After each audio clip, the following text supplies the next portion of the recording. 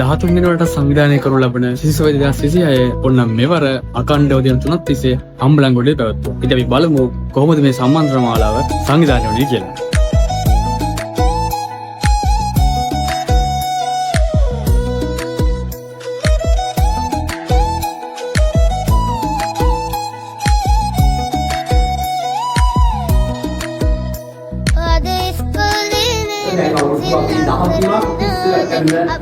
Project එකක් තමයි මේක. ඒකේ